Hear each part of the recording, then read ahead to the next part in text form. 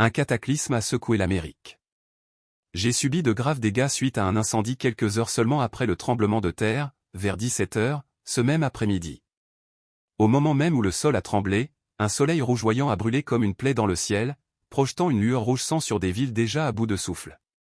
Puis est arrivée la fumée épaisse, suffocante, un voile étouffant s'étendant sur plusieurs États. Partout aux États-Unis, les églises sont devenues des ruines fumantes. Le ciel s'est enflammé et le chaos a envahi la nature et la société. Ces événements ne sont pas isolés. Ils semblent liés, peut-être même un avertissement divin. Dans la vidéo d'aujourd'hui, nous allons explorer les avertissements de Jésus il y a des siècles et pourquoi beaucoup croient que ces paroles s'accomplissent aujourd'hui. Alors, restez avec nous. Si vous croyez que Dieu parle encore aujourd'hui, cliquez sur « J'aime ». Dites « Je regarde » dans les commentaires et abonnez-vous pour en savoir plus. Ouvrons les yeux avant qu'il ne soit trop tard. Que vient-il de se passer aux États-Unis? En juillet 2025, un phénomène inexplicable est apparu dans le ciel américain. Pendant 3 jours consécutifs, un soleil rouge sang a plané au-dessus de certaines des villes les plus célèbres du pays, New York, Chicago et Dallas. Ce n'était ni le crépuscule, ni la fumée provenant de lointains incendies. Ce n'était pas une illusion atmosphérique ordinaire. L'orbe rouge restait fixe, brillant comme un signal d'alarme, immobile. Les météorologues étaient déconcertés. Les courants jets étaient normaux. Il n'y avait aucune éruption volcanique majeure à blâmer, ni particules lourdes en suspension dans l'air. Le ciel était limpide, les vents, étrangement calmes. Pourtant, le soleil rouge persistait. Même les scientifiques ont admis, sous couvert d'anonymat, n'avoir jamais rien vu de tel. Et tandis que le ciel flamboyait d'un rouge cramoisi, quelque chose d'encore plus inquiétant se produisait au sol. Du Texas à l'Ohio, des sanctuaires centenaires ont pris feu sous le couvert de la nuit. Il n'y a eu ni foudre, ni preuve d'incendie criminel, ni câblage défectueux. Les enquêteurs n'ont trouvé aucune réponse. Ces incendies se sont déclarés sans cause mystérieusement, silencieusement, de manière destructrice. Au même moment, les réseaux sociaux regorgeaient de vidéos de phénomènes étranges, des oiseaux tourbillonnant selon des motifs géométriques parfaits, des nuages pulsant comme des vagues dans le ciel. Une femme du Kansas a publié un extrait audio enregistré à 3h33 précise, une explosion profonde et retentissante provenant du ciel. Aucune source, aucune explication. Les gens ont commencé à murmurer la même question, était-ce simplement la météo, ou annonçait-on quelque chose de plus grand? À chaque génération, il y a des moments où la nature refuse d'être ordinaire, des moments où le ciel lui-même semble parler. Ce fut l'un de ces moments. L'Amérique peut prétendre que le soleil n'est qu'une boule de gaz, mais dans l'esprit des Hébreux anciens, il était bien plus que cela, un symbole de domination divine, une autorité céleste, un témoin des alliances entre Dieu et l'humanité. Le psaume 19h4 déclare « Dieu a dressé dans les cieux une tente pour le soleil, semblable à un époux sortant de sa chambre ». Dans la tradition juive, cette image de l'époux renvoie directement au Messie. Lorsque le soleil devient rouge, c'est plus qu'un changement de couleur, c'est un état, un avertissement que quelque chose au ciel s'aligne avec quelque chose sur terre. Et ce n'est pas tout. Le mot hébreu pour rouge est « Adami », la même racine qu'Adam, tiré d'Adama, la terre rouge. Le symbolisme est indéniable. Lorsque le soleil saigne rouge, le ciel lui-même semble proclamer un message à l'humanité, son origine, son autorité et peut-être son jugement. Mais ce n'était pas seulement le ciel. Un motif plus profond émergeait sur le sol. Ces incendies d'église n'étaient pas aléatoires, ils traçaient d'anciennes lignes telluriques géométriques ou des autoroutes spirituelles reconnues par les francs-maçons, les jésuites et les occultistes. De Washington DC à Denver, de Los Angeles à New York, des cathédrales sacrées brûlaient le long de ces grilles invisibles des lignes censées canaliser l'influence, l'autorité et le pouvoir. En période de déclin moral, lorsque l'Église perd sa voix et que ses dirigeants transigent sur la vérité, ces lignes telluriques deviennent des conduits d'obscurité. En juillet 2025, le soleil rouge sang s'est levé juste au-dessus de ces lignes, et le long de celles-ci, des cathédrales ont été incendiées. Anomalies atmosphériques, tremblements de terre, incendies, son et ciel se déplaçaient à un rythme étrange sur cette même grille sacrée. Coïncidence? Ou quelque chose de bien plus calculé? Il ne s'agit pas seulement d'une guerre spirituelle céleste, elle est inscrite dans la terre. D'anciens autels s'agitent. La géographie spirituelle de l'Amérique est en pleine mutation. Ces signes ne sont pas le fruit du hasard, et ces villes ne tremblent pas par accident. Partout où la tromperie s'est installée, la terre elle-même gémit. si le peuple de Dieu ne se lève pas pour reconquérir son héritage spirituel, ces lignes telluriques ou ces portes rapporteront plus que le chaos. Elles introduiront une fausse paix, la tromperie et un faux renouveau. Et puis il y eut ce bruit des coups de trompette résonnant dans le ciel de New York à la Floride. Des vidéos captèrent ces notes étranges, un corps métallique, un clairon lointain qui appelait à travers les nuages. Aucun concert, aucun trafic aérien, aucun exercice n'était prévu. Les scientifiques évoquèrent des pics de pression atmosphérique ou des vibrations industrielles, mais rien ne correspondait aux descriptions des témoins. Pour les croyants, c'était plus que de simples bruits étranges. Dans l'Apocalypse, les trompettes sont des alarmes célestes. Apocalypse 8h6 dit, « Alors les 7 anges qui avaient les 7 trompettes se préparèrent à en sonner. Tandis que ces sons ébranlaient le ciel, quelque chose bougea sous la terre. Peu après les coups de trompette, des capteurs sismiques ont enregistré des secousses inhabituelles dans le centre et le sud-est des États-Unis. De faibles séismes persistants ont secoué des régions rarement touchées par les tremblements, la Géorgie, la Caroline du Sud et certaines parties de la Floride. Les habitants ont senti le sol se dérober sous leurs pieds. Bien qu'aucun d'entre eux n'ait causé de destruction massive, leur apparition inattendue a soulevé de profondes questions. Romains 8h22 nous rappelle, nous savons que, jusqu'à présent, la création tout entière soupire et souffre les douleurs de l'enfantement. Beaucoup pensent que ces gémissements se manifestent dans le sol même, sous nos pieds. Ces tremblements pourraient-ils être des douleurs d'enfantement spirituel annonçant un événement monumental à l'horizon? Tandis que la terre tremblait, d'étranges lumières apparurent non pas dans le ciel, mais gravées dans le sable le long de la côte est, Caroline du Sud, Virginie, Floride. De mystérieux symboles lumineux au cercle, croix, marques inconnues apparurent sous le couvert de l'obscurité, pulsant d'une pâle luminescence. D'autres restèrent immobiles, leurs contours nets jusqu'à ce que la marée matinale les emporte. Personne n'a revendiqué la responsabilité, les autorités restent perplexes. Pourtant, dans l'Antiquité, Dieu utilisait fréquemment des signes physiques ou des inscriptions sur les murs, des motifs dans la nature comme message divin. Nombreux sont ceux qui se souviennent de Daniel 5, où une main griffonnait un avertissement prophétique sur le mur du palais de Babylone, mené, Tekel, par saint. Ces symboles lumineux pourraient-ils être une signature céleste similaire, cherchant à capter notre attention?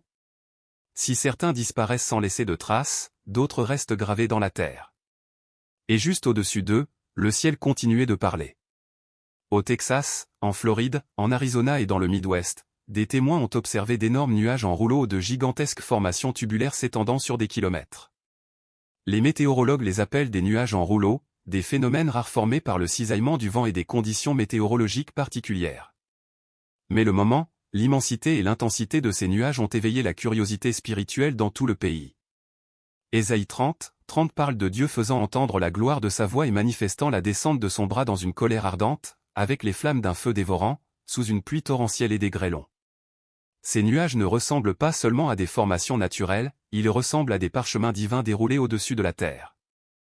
Seraient-ils des avertissements visibles, symboles d'un message se déployant dans les cieux? Mais le ciel n'est pas le seul à révéler des secrets. Sous la surface du paysage le plus emblématique des États-Unis, un mystère ancien a été découvert. Dans une grotte cachée au cœur du Grand Canyon, une récente expédition archéologique a mis au jour ce que certains considèrent comme l'une des découvertes les plus controversées de l'histoire américaine. La grotte, scellée depuis des siècles, contenait des chambres remplies d'artefacts, d'inscriptions, de symboles et de reliques étrangement similaires à ceux découverts dans l'Égypte et la Mésopotamie antique. Si les sceptiques dénoncent un canular, des photographies et des études universitaires ont commencé à faire surface, confirmant l'existence de ces objets anciens. Cette découverte pourrait-elle être une pièce manquante du puzzle prophétique? Le prophète Ézéchiel a parlé de chambres secrètes remplies de rouleaux et d'objets sacrés, Ézéchiel, émoticône n'en croyant pas ses yeux. Ces objets cachés n'étaient pas simplement enfouis, ils étaient scellés pour un temps déterminé. Se pourrait-il que ce moment précis, à notre époque, soit celui-ci? Ces reliques refont-elles surface pour nous rappeler des vérités oubliées et des histoires spirituelles enfouies par le temps? Et tandis que ces signes émergent des profondeurs de la Terre, l'atmosphère qui nous entoure commence à changer à nouveau, des tempêtes de grêle en plein été aux averses de neige dans les États du Sud, où l'hiver est rare. Les États-Unis ont connu des conditions météorologiques extrêmes et irrégulières ces derniers mois. En Floride, des vagues de chaleur torride se sont soudainement transformées en crues soudaines. Des tornades sont apparues dans des régions où elles étaient pratiquement inconnues. Le long des côtes, les habitants signalent des tourbillons qui disparaissent aussi vite qu'ils se forment, ne laissant aucune destruction, mais une étrange tension spirituelle dans l'air. Il ne s'agit pas seulement d'anomalies météorologiques, mais d'un ensemble de bouleversements. Luc 21h25 rapporte les paroles de Jésus, « Il y aura des signes dans le soleil, la lune et les étoiles. » Sur la terre, les nations seront dans l'angoisse et la perplexité, à cause du mugissement et des remous de la mer, n'est-ce pas ce que nous observons actuellement? Un monde perplexe, des systèmes défaillants, et la terre elle-même se comporte comme si quelque chose de divin allait arriver. L'avertissement concerne l'Amérique. C'est comme si Dieu encerclait la nation de tous côtés, envoyant des signes du ciel, de la terre et du monde spirituel.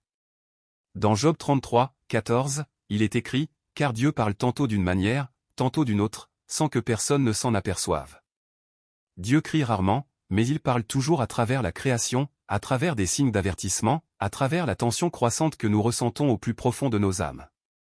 Il parle maintenant, et son message devient plus fort, « Réveillez-vous, soyez attentifs, revenez à moi. » Et si ces événements n'étaient pas de simples signes, mais des avertissements ultimes?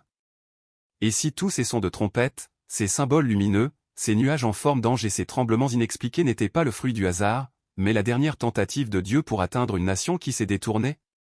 Dans Amos 4, 6, 11, Dieu énumère les moyens par lesquels il a tenté d'attirer l'attention d'Israël, famine, sécheresse, fléau, désastre, répétant à chaque fois, « Et vous n'êtes pas revenus à moi, déclare l'Éternel. » Et il conclut par ces paroles glaçantes, « Prépare-toi à rencontrer ton Dieu, ô Israël. » L'Amérique se trouverait-elle dans la même situation, une nation avertie à maintes reprises, mais qui continue pourtant à dériver?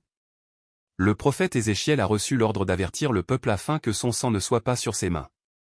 De la même manière, ces signes pourraient être la manière dont Dieu nous offre une dernière chance, une alerte divine avant que la porte ne se referme.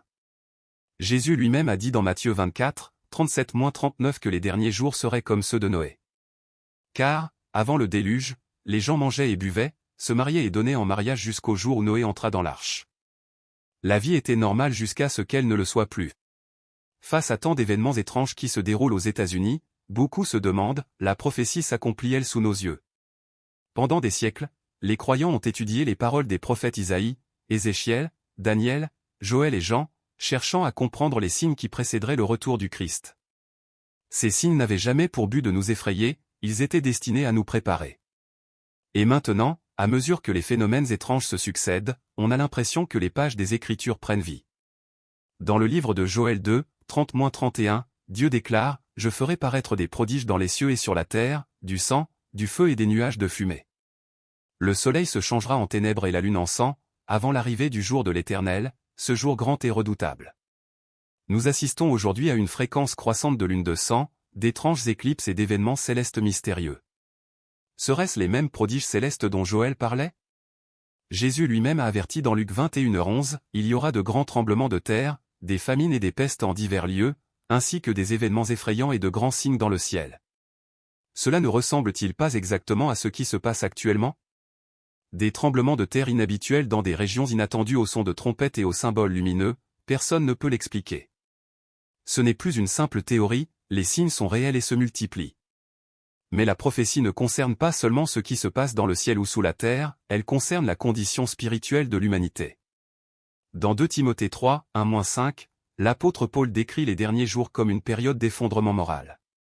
Les hommes seront égoïstes, amis de l'argent, vantards, orgueilleux, violents, désobéissants à leurs parents, amis du plaisir au lieu d'aimer Dieu, ayant l'apparence de la piété mais reniant ce qui en fait la force. Regardez autour de vous, n'est-ce pas là l'esprit même de notre époque? Une génération égocentrique, déconnectée de la vérité, s'éloignant toujours plus des fondements de la foi.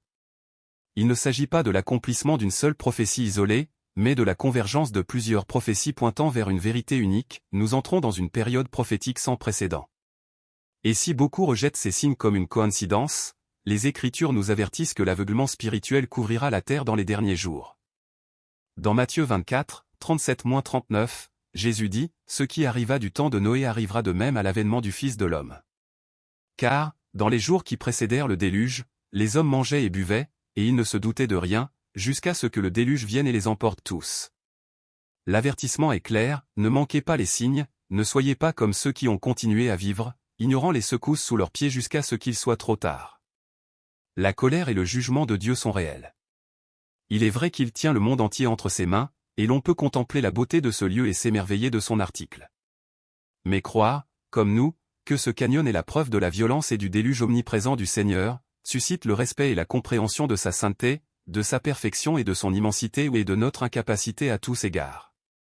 Fini les images de l'arche de Noé de QTC, où l'on voit des animaux souriants et heureux sur une petite barque en eau calme, nous avons une nouvelle image, une compréhension de ce déluge violent et catastrophique, terrifiant, et des tempêtes qui l'ont précédé. Mais la bonne nouvelle est là. Dès que la crainte du Seigneur s'élève en nous avec la compréhension de la nécessité de le considérer avec élévation et sainteté, au plus jamais il n'inondera la terre de cette manière. Nous n'aurons plus jamais à affronter son jugement ni sa colère, car nous pouvons être entièrement et parfaitement revêtus du manteau de justice donné par Jésus si nous croyons jusqu'à comprendre la gravité du péché et notre incapacité à nous justifier. Sa grâce scandaleuse ne peut pas vraiment nous saisir, mais elle le peut, et lorsqu'elle le fait, ce dont il nous sauve et ce à quoi il nous sauve devrait nous faire crier chaque jour de joie et de reconnaissance dans nos cœurs, même si ce n'est pas à haute voix. Sa grâce, sa miséricorde et son amour sont véritablement plus grands que nous ne pouvons l'imaginer. Lorsque nous nous abandonnons et cessons de chercher notre propre justice, nos péchés sont infiniment loin de nous, de l'est à l'ouest, c'est fini. Dès l'instant où nous nous abandonnons à son amour, c'est un chemin quotidien avec lui, au plus jamais seul. Un chemin vers le lieu qu'il nous prépare. Et en chemin, nous apprenons à lui faire davantage confiance et à dépendre de lui de plus en plus. Plus nous dépendons de lui, plus nous sommes remplis de son esprit, et plus nous sommes remplis de son esprit, plus nous devenons comme lui et croyons en ce qu'il dit à notre sujet. Et nous devenons ce que nous croyons de nous-mêmes, ses enfants, ses agneaux, ses ambassadeurs des êtres pardonnés, aimés, purifiés, irréprochables, justes. Les contours mêmes de notre identité sont façonnés par ces convictions, qui résonnent dans l'immensité de notre âme. Le Grand Canyon lui-même semble chanter cette rédemption divine.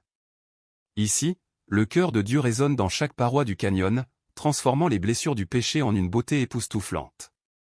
Ce qui était autrefois marqué par la fracture et la faute nous ramène désormais à lui, nous rappelant qu'il se plaît à transformer la fragilité en émerveillement. Debout sur ce bord balayé par le vent, contemplant les falaises étagées et la pierre rougeoyante, nous entrevoyons un avant-goût de l'avenir. Car, tout comme le déluge a jadis balayé la terre en jugement, Dieu fera à nouveau rendre des comptes à l'humanité entière contre l'impiété. Mais au-delà de ce moment de colère se cache une promesse, un ciel et une terre entièrement nouveaux, plus glorieux que notre imagination ne peut en concevoir. Les vrais chrétiens partageront cette nouvelle création, demeurant avec Dieu pour l'éternité. Mais quiconque rejette sa grâce est confronté à la réalité du jugement éternel. Dès maintenant, d'étranges signes convergent autour de nous, de rares hérons rouges arrivant du Texas, des bouleversements géologiques soudains sous le mont des Oliviers, des tensions internationales croissantes concentrées sur une petite ville. Les chefs religieux préparent la construction du troisième temple, les scientifiques cartographient des schémas sismiques qui reflètent d'anciennes prophéties, et les conflits politiques autour de Jérusalem s'intensifient de manière inédite. Pris ensemble, ces événements annoncent quelque chose de bien plus grand, que beaucoup considèrent comme un signal divin. Seraient-ce les premiers signes de ce que la Bible appelle les derniers jours? Dieu prépare-t-il le monde au retour de son Fils? En mars 2022, 5 veaux roux parfaits sont apparus en Israël, élevés et envoyés du Texas par un fermier chrétien convaincu de contribuer à l'accomplissement d'une prophétie biblique. Selon Nombre 19, les cendres d'un veau roux pur sans la moindre tache ni défaut, jamais attelé et entièrement rouge, jusqu'au moindre poil sont essentiels au rituel de purification du troisième temple. Depuis 2000 ans, aucun animal de ce genre n'avait été retrouvé. Des générations de rabbins ont examiné d'innombrables veaux, les disqualifiant tous au moindre défaut, même une paire de poils non roux. Pourtant, ces 5 veaux ont passé avec succès toutes les inspections et sont aujourd'hui sous haute surveillance près de Haïfa, attendant le moment de leur sacrifice. Durant près de 19 siècles d'exil, le peuple juif aspirait à retourner en Israël, à reconstruire le temple de Jérusalem et à restaurer son culte sacré. 3 fois par jour, les Juifs pratiquants prient que le Saint-Temple soit rapidement reconstruit de nos jours. Bien que des communautés juives aient toujours vécu en Terre Sainte, la Shoah a provoqué un retour massif. En 1948, la renaissance de l'État juif a accompli la prophétie d'Isaïe, Isaïe 66, 7-8, et depuis lors, les Juifs sont revenus en masse des 4 coins du monde. Depuis 1967, un mouvement en Israël fait pression pour la reconstruction du temple sacré, mais le mont du temple reste occupé par le dôme du rocher. Pourtant, tout comme le rassemblement du peuple juif accomplit la prophétie, la construction du troisième temple accomplira également la prophétie. Il élèvera une bannière pour les nations et rassemblera les exilés d'Israël, il rassemblera le peuple de Juda dispersé des quatre coins de la terre. Aujourd'hui, de nombreux préparatifs sont déjà en place, des ustensiles sacrés pour le culte, des vêtements sacerdotaux pour les Lévites et plus de 500 jeunes hommes descendants de Lévi formés pour servir comme prêtres du temple. Pourtant, le service ne peut commencer sans le effet rouge. Quel est le rapport entre une vache et la reconstruction du temple sacré? La parole de Dieu affirme que seul le hérisson roux sans défaut peut restaurer la pureté requise pour le culte au temple. Comme le commande Nombre 19h4, le prêtre Éléazar prendra du sang de la vache sur son doigt et en fera 7 fois l'aspersion vers l'avant de la tente d'assignation. Et Nombre 19h9 nous apprend qu'un homme pur doit recueillir les cendres et les conserver dans un lieu rituellement pur, à l'extérieur du camp, pour qu'elles soient conservées par la communauté israélite et utilisées dans l'eau de purification, elles servent à la purification du péché. Ces eaux purificatrices purifiaient rituellement le mont du temple, les vases sacrés et l'ensemble du sacerdoce lévitique. Elles étaient même aspergées sur ceux qui étaient impurs, les préparant à entrer dans les cours du temple. Les Israélites étaient avertis de se tenir éloignés de tout ce qui les rendait impurs, afin qu'ils ne meurent pas dans leur impureté, pour avoir souillé ma demeure au milieu d'eux. De nombreuses causes d'impureté rituelle peuvent survenir, mais aucune n'est plus grave que le contact avec la mort, la masse de Tumao qui dure 7 jours et exclut la personne de la vie communautaire et du culte. Si l'immersion dans un mikvé peut purifier d'autres impuretés, seules les cendres du héfer rouge guérissent la souillure d'un cadavre. Bien que certains rejettent le héfer rouge comme une relique du passé, la prophétie d'Ézéchiel sur le troisième temple mentionne ces eaux de purification aux côtés du rassemblement d'Israël, reliant le héfer rouge à la fin des temps et à l'ère messianique à venir. Je vous retirerai du milieu des nations, je vous rassemblerai de tous les pays, et je vous ramènerai dans votre pays. Je répandrai sur vous une eau pure et vous serez purifiés, je vous purifierai de toutes vos impuretés et de toutes vos idoles. Je vous donnerai un cœur nouveau et je mettrai en vous un esprit nouveau, j'ôterai votre cœur de pierre et je vous donnerai un cœur de chair.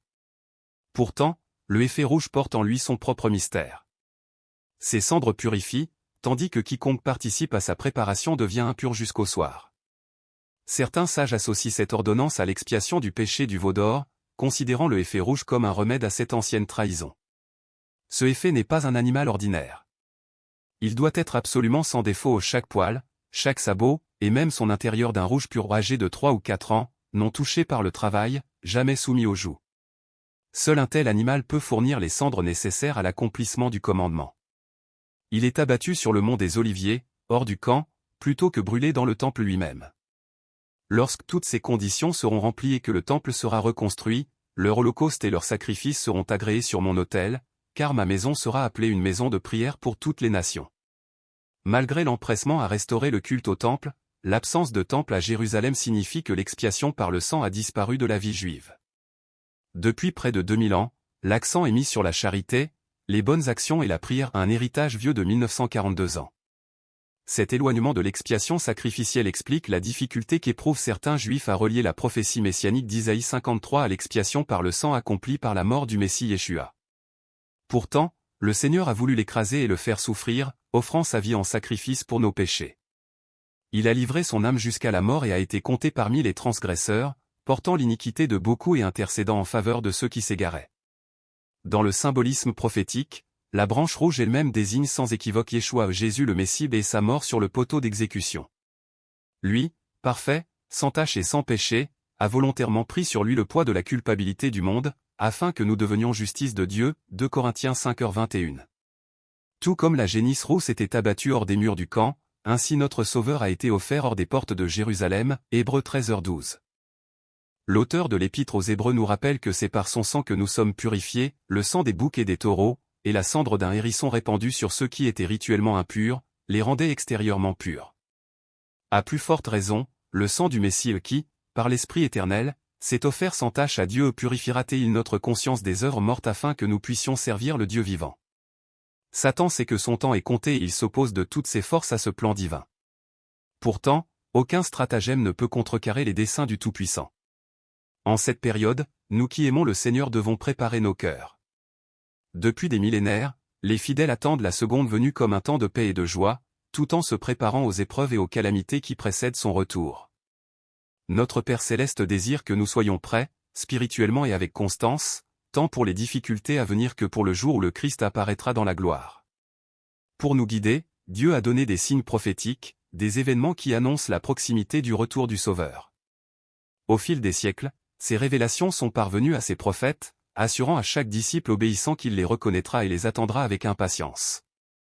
Certains de ces signes ont déjà commencé à se manifester, d'autres attendent leur accomplissement. Par-dessus tout, nous devons purifier nos vies de toute impureté et nous consacrer à nouveau à lui, car aucun effort humain ne peut à lui seul annoncer le retour du Christ, seul le Père connaît leur fixé. Parmi les signes les plus étonnants, on trouve les remous autour d'un troisième temple à Jérusalem. Pendant des siècles, les érudits ont cru que sa reconstruction déclencherait les prophéties de la fin des temps de Daniel, Zacharie et de l'Apocalypse. Mais le sol même du mont du Temple est revendiqué par le dôme du rocher, troisième sanctuaire le plus saint de l'islam, faisant de toute reconstruction une poudrière de conflit mondial. Pourtant, des recherches archéologiques suggèrent que le Saint des Saints originel pourrait se trouver juste au nord du dôme, ce qui laisse entrevoir la possibilité d'ériger un autel sans déplacer les structures existantes. Comme le prédit 2 Thessaloniciens 2h4, l'Antéchrist s'exaltera dans ce temple, se proclamant Dieu. Qu'un temple complet soit érigé ou que seul son système sacrificiel soit rétabli, le renouveau du culte à Jérusalem signalera que la tribulation a bel et bien commencé. Dans la grande mosaïque de la rédemption de Dieu, Jésus a aboli la nécessité d'un temple unique et fixe. Son corps est devenu le nouveau sanctuaire, et son sang le moyen par lequel le Saint-Esprit demeure en nous. Pierre vivante, nous sommes les temples du Très-Haut, nous devons donc préserver notre pureté, fuir les tentations du péché et préserver la santé de notre corps et de notre esprit. Nous l'honorons en observant le sabbat, en travaillant 6 jours et en nous reposant le 7e, consacrant ce temps entièrement à l'adoration et à la communion avec Dieu et en résistant à toute tentative du diable de nous imposer, Éphésiens 4h27, Matthieu 5h39. Aujourd'hui, Jérusalem est au cœur des prophéties et des tensions mondiales. Bien que petite, elle fait la une des journaux, alimente les débats des Nations Unies et suscite des manœuvres diplomatiques. Zacharie 12h3 prévient qu'elle deviendra une « coupe de tremblement » et une « pierre pesante » pour tous ceux qui cherchent à la déplacer, une prophétie qui se déroule sous nos yeux. En ces jours d'ombre grandissante et d'espoir grandissant, puissions-nous fixer notre regard sur celui qui tient l'avenir, préparant nos cœurs à sa glorieuse apparition. Au cours des dernières décennies, les nations ont tenté à maintes reprises de résoudre ce qu'elles appellent le « problème de Jérusalem ». Plans de paix, négociations et propositions internationales ont tous cherché à diviser ou à internationaliser la ville, mais chaque tentative s'est soldée par une frustration. Chaque tentative de lever cette lourde pierre n'a fait qu'aggraver les divisions, alimenter l'instabilité et attiser de nouvelles flambées de violence, accomplissant ainsi précisément ce que les anciennes prophéties annonçaient. Jérusalem est devenue une épine dans le pied des nations. Elle provoque, frustre et résiste obstinément au contrôle des puissances mondiales. À l'approche de la fin des temps, les Écritures préviennent que cette pression croissante ne fera que s'intensifier. Jérusalem n'est pourtant pas seulement une source de conflit, elle est aussi le pôle d'attraction spirituelle et politique du monde entier. Presque toutes les grandes prophéties de la fin des temps chrétiennes, juives et même musulmanes placent cette ville sacrée au cœur de leur récit. Qu'elles envisagent la reconstruction du troisième temple, le retour du Messie, la bataille finale d'Armageddon ou le jugement des nations, tous les chemins convergent vers Jérusalem. Sur le plan géopolitique, son importance ne cesse de croître. Les nations forgent de nouvelles alliances et rivalités fondées sur leur position envers Israël et sa capitale sainte. Des accords d'Abraham révolutionnaires aux tensions croissantes avec l'Iran, chaque grande manœuvre internationale inclut désormais Jérusalem dans ses calculs. À une époque où les superpuissances mondiales évoluent et où l'instabilité s'accroît, Jérusalem se dresse telle une ancre prophétique, attirant les regards du monde, comme l'avait prédit l'Écriture. Israël n'est plus seulement le siège du gouvernement, mais devient rapidement la capitale de la prophétie et peut-être bientôt celle du royaume de Dieu à venir. Après tout, Israël est la nation élue de Dieu. Elle joue un rôle important dans les prédictions bibliques de la fin des temps, et plusieurs facteurs révèlent qu'elle perdurera jusqu'au dernier jour, jouant un rôle central dans le développement du plan divin. Premièrement, la tribulation de 7 ans décrite dans l'Apocalypse présuppose l'existence d'Israël en tant que nation souveraine et la construction d'un futur temple. Pendant près de 1000 ans, Israël n'a pas existé en tant que nation, et pourtant, en un seul jour, en 1948, l'État moderne d'Israël est né, un événement qui constitue un signe avant-coureur significatif des desseins de Dieu pour l'avenir. Deuxièmement, d'ici le milieu de cette période de tribulation, un temple juif sera érigé à Jérusalem. Bien qu'aucun temple de ce type n'existe aujourd'hui, l'Institut du Temple de Jérusalem a préparé des plans détaillés qui pourraient permettre sa construction rapide, si l'accès au mont contesté était accordé. Troisièmement, Apocalypse 7 prédit l'émergence de 144 000 Juifs qui serviront d'évangélistes durant les derniers jours. De plus, Apocalypse 11 parle de 2 témoins qui prêcheront à Jérusalem pendant la première moitié de la tribulation, mourront, puis ressusciteront et monteront au ciel un événement qui sera suivi d'un violent tremblement de terre à Jérusalem, poussant de nombreuses personnes à fuir vers les montagnes pour la protection divine. Quatrièmement, Ézéchiel 38 prédit une alliance de nations qui marcheront contre Israël dans les derniers jours, mais subiront une défaite surnaturelle provoquée par Dieu lui-même. Bien que les érudits débattent du moment exact, il semble que cela se produise quelque temps après l'enlèvement et avant le milieu de la tribulation. Finalement, Armageddon, la bataille finale de la tribulation où le peuple de Dieu affrontera les nations. Dieu sortira victorieux, Jésus reviendra et régnera pendant 1000 ans depuis son trône à Jérusalem. Après ce règne, une rébellion finale éclatera, suivie de l'établissement d'un nouveau ciel, d'une nouvelle terre et de la descente de la nouvelle Jérusalem. Ce qui se déroule aujourd'hui en Israël annonce-t-il l'imminence de la fin des temps? À bien des égards, la réponse est oui. L'avènement de l'État moderne d'Israël marque un tournant dans les prophéties bibliques. Les préparatifs pour un nouveau temple juif reflètent les prédictions des Écritures. Les alliances et les oppositions croissantes au Moyen-Orient visant Israël font également écho aux prédictions bibliques. Il convient cependant de faire preuve de prudence, il ne faut pas interpréter chaque gros titre comme l'accomplissement direct des prophéties. Jésus lui-même a dit qu'il pouvait revenir à tout moment lors de l'enlèvement, quels que soient les événements en Israël. Il a averti, prenez garde que personne ne vous séduise. Plusieurs viendront sous mon nom, disant, je suis le Christ, et ils séduiront beaucoup de gens. Vous entendrez parler de guerre et de bruit de guerre, ne vous inquiétez pas. Ces choses doivent arriver, mais ce ne sera pas encore la fin. Une nation s'élèvera contre une nation, et un royaume contre un royaume, il y aura des famines et des tremblements de terre en divers lieux. Tout cela ne sera que le commencement des douleurs. Nous n'avons pas à vivre dans la peur. Au contraire, la proximité de ces événements prédits souligne l'importance de suivre fidèlement Jésus. Dieu a choisi Israël dans un but précis, bénir toutes les familles de la terre. Mais Dieu n'utilise ni ne rejette les gens. Il a conclu une alliance éternelle avec Israël, et il la maintiendra, pour le bien du monde entier, avant tout, pour la gloire de son nom. Le choix d'Israël par Dieu peut provoquer une fureur profonde et viscérale ou une colère née de l'opposition entre les notions humaines de sagesse et de justice et la souveraineté divine, comme si Dieu n'était pas la source même de ses attributs. Au moment même où le peuple juif reconnaîtra et pleurera soudain celui qui l'a transpercé, Israël sera restauré aux yeux du monde entier, et les nations verront que Dieu pensait sincèrement chacune de ses paroles. Cette restauration glorieuse coïncidera avec l'établissement du royaume de Dieu depuis Jérusalem.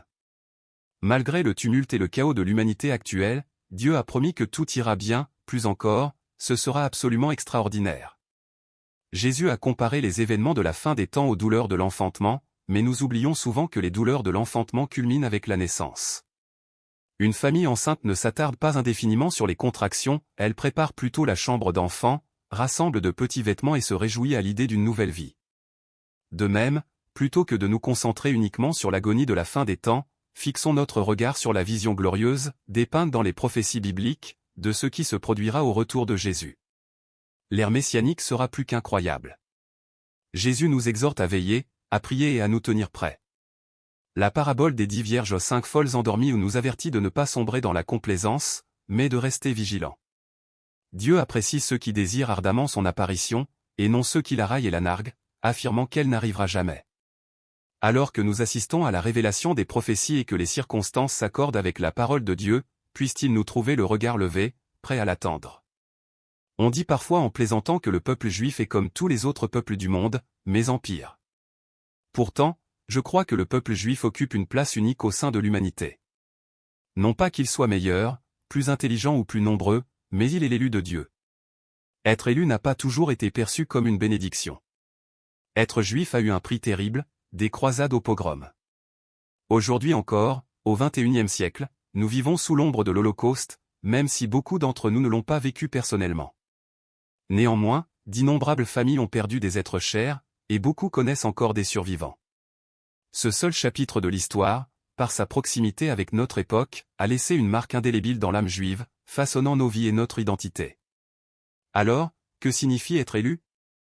Nous ne pouvons connaître la réponse sans la parole de Dieu, où cette vérité est révélée.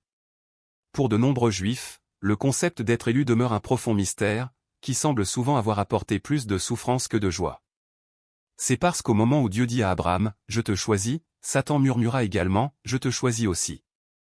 Alors que les conflits et les persécutions font rage entre Israël et les nations, et même entre Israël et l'Église, je crois qu'un autre adversaire sème le trouble dans le monde invisible.